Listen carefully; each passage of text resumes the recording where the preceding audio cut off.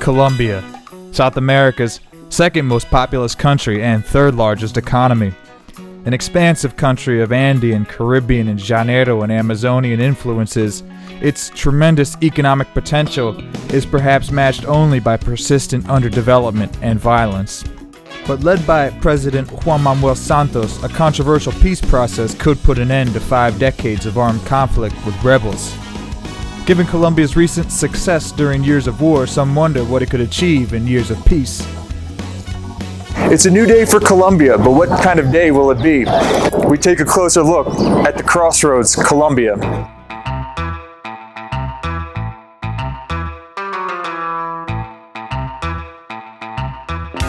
Colombia's reputation for cocaine, narco-trafficking, and conflict may be well-deserved.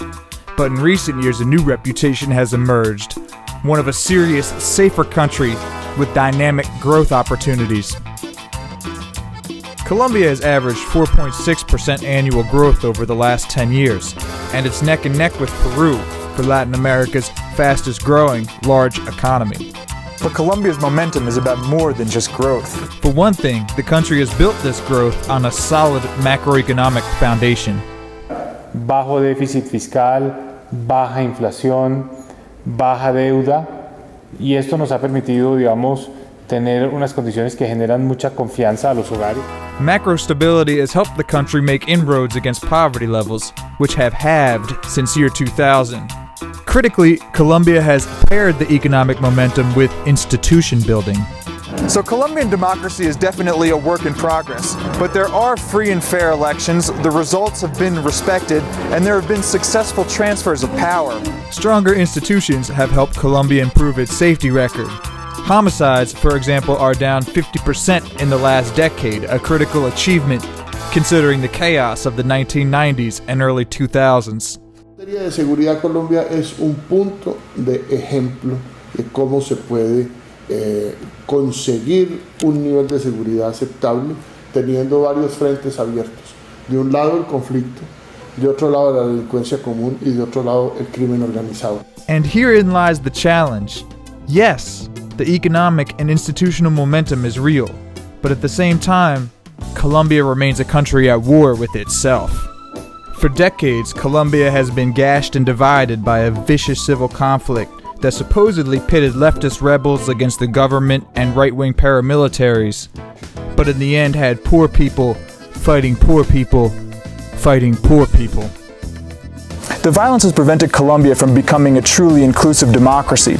A lasting peace that extends beyond major cities is fundamental to unlocking Colombia's true potential. And a lasting peace has been a keystone goal of President Juan Manuel Santos, who opened negotiations with FARC rebels in Havana, Cuba, in late 2012.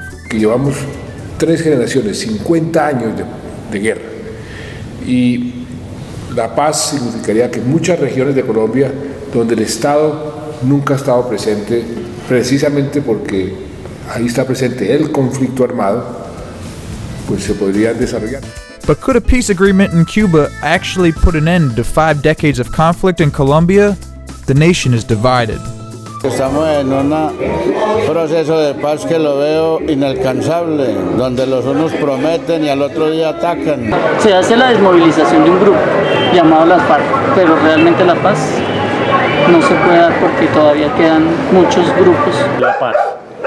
Primero la paz. Cuando hay paz en los hogares, en la comunidad, en el país, y entonces ya hay oportunidades de trabajo.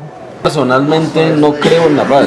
Un proceso de paz que dura 50 años, donde a los que han asesinado personas en todo el país y secuestrado y minas antipersonales tienen el privilegio de estar ahí sentados y se les perdona todo y ahora van a ser parte del gobierno. Pero eso no va a suceder. Colombia es de extrema derecha. A mí me parece muy loco cuando la gente coloca esos estados en los que dice que Santos le está entregando el país a la izquierda y que vamos a ser comunistas. Jamás. Esto es de extrema derecha y jamás va a suceder eso. People's ambivalence towards the dialogues makes sense. After all, there are still a lot of open wounds in Colombia.